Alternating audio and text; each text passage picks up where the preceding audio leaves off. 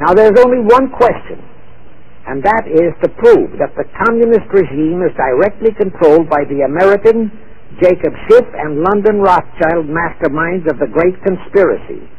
A little later, I will provide that proof that will remove even a remote doubt that the Communist Party, as we know it, was created by those masterminds, capitalists, if you will note, that Schiff, the Warburgs, and the Rothschilds planned and financed the entire Russian Revolution, also the murder of the Tsar and his family, and that Lenin, Trotsky, and Stalin took their orders directly from Schiff and the other capitalists whom they supposedly are fighting.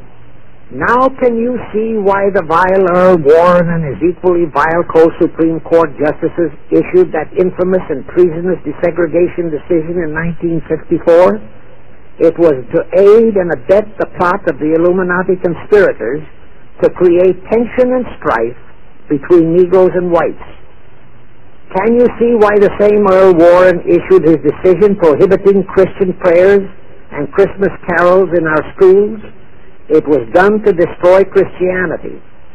Can you see why Eisenhower, despite all the rigid constitutional prohibitions, sent federal troops into a southern state to enforce the desegregation decision?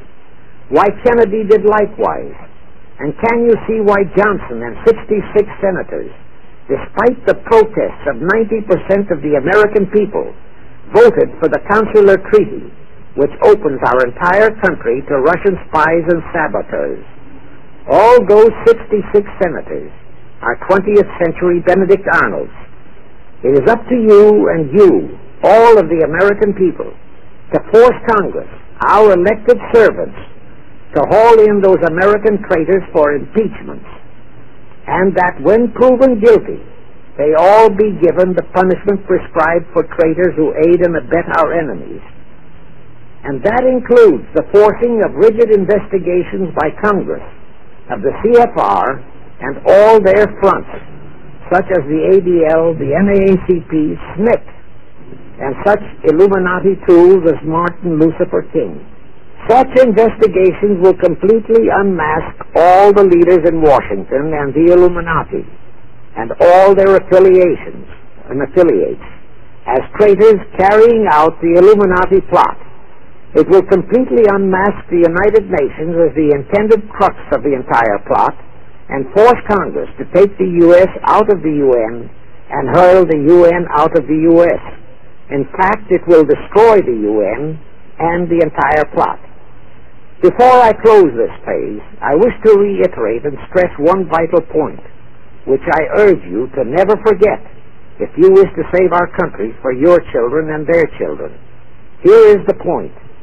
Every unconstitutional and unlawful act committed by Woodrow Wilson, by Franklin Roosevelt, by Truman, Eisenhower, and Kennedy, and are now being committed by Johnson, is exactly in line with the Illuminati conspirators' centuries-old plot outlined by Weishaupt and Albert Pike. Every vicious decision issued by the traitorous Earl Warren and his equally traitorous Supreme Court justices was directly in line with what the Illuminati blueprint required. That all the treason committed by our State Department under Rusk and earlier by John Foster Dulles and Marshall, also all the treason committed by McNamara and his predecessors, is directly in line with that same Illuminati blueprint for the takeover of the world.